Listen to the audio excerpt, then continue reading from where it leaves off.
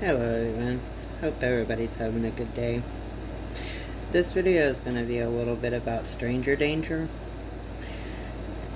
Stranger danger is the idea or warning that all strangers can be potentially dangerous.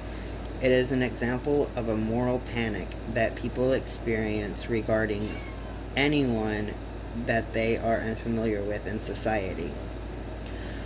While there are many dangers, such as kidnapping for ransom, the term stranger danger leans more towards sexual abuse.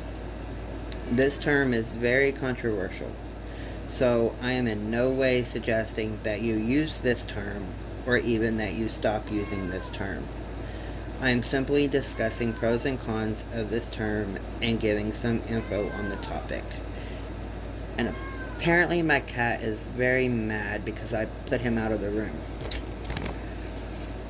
A few common phrases that are said to children in reference to stranger dangers are, but not limited to, 1. Do not trust strangers. 2. Don't talk to strangers. 3. Do not accept gifts, food, drinks, or money from strangers. 4. Do not get into a car with a stranger. Or 5. Your body is private. Don't let strangers touch you. Now, I was born in 1980, so I know that the 80s were big about the poofy hair, holy jeans, and stranger danger signs on store doors, in schools, and on TV. Like, it was crazy back then. But this taught us to not trust anyone we met, not to seek help from an adult, and basically to only trust men and women in a uniform, be it a cop, firefighter, doctor, or even a janitor or a waitress.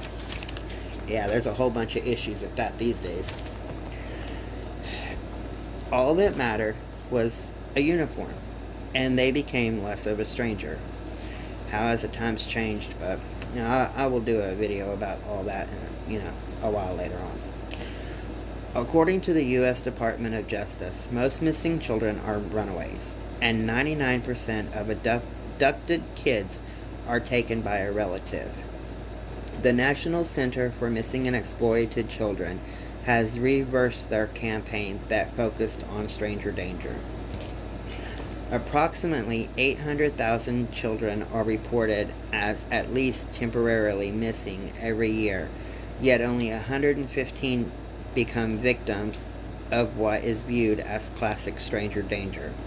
This means 25% were family abductions and 7%, which is equal to 1 in 10,000, were stereotypical kidnappings defined as a non-family abduction perpetrated by a slight acquaintance or stranger in which the child is detained overnight, transported to at least 50 miles, held for ransom, or abducted with the intent to keep the child permanently or for killing. In circumstances where the child is in danger or for other reasons, avoid strangers who may help could in fact be dangerous itself, such as a case where an 11-year-old Boy Scout who avoided the rescue searchers because he feared that they may, end quote, steal him. According to the University of New Hampshire Crimes Against Children's Research Center, stranger danger disproportionately increases fear of strangers in comparison to fear of abusers known to the child. This is because humans have to operate on the basis of trust, and it's difficult to view acquaintances as threatening or to fear them.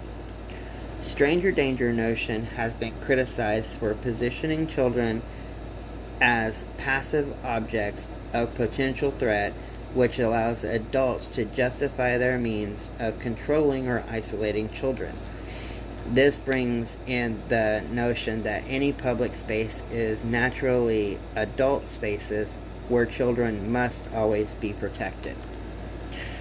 Exaggerated fears of stranger danger have caused many parents to limit children's abilities to be physically active, such as playing at the park, exploring their neighborhood unsupervised, or even just running into the store alone to purchase a candy bar. Fewer parents allow their children to walk to school than in the past.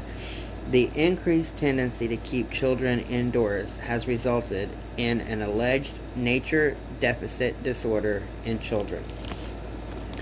I have also noticed a huge market for stranger danger items. Amazon has stranger danger kits, there are bumper stickers, shirts with warnings, and so much more where companies are making a profit off of inciting fear within the public. I am not here to criticize anyone's parenting, nor am I saying using the stranger danger alert is wrong or right. As parents, we have to make thousands of decisions, and the majority of those are somehow aimed at protecting our children, no matter how old they are. Many parents find some sort of middle ground that helps children learn clues that may give them the gut feeling that someone can't be trusted and may harm them. This gives the children a sense of empowerment to stand up and speak up, and allows the parents to simply be able to trust their children's instincts while guiding them on what to look for. Parents in this group usually don't tell their kids to hug grandparents, aunts, bump uncles, and encourage any physical contact while saying bye to someone, unless the child is willing to do so.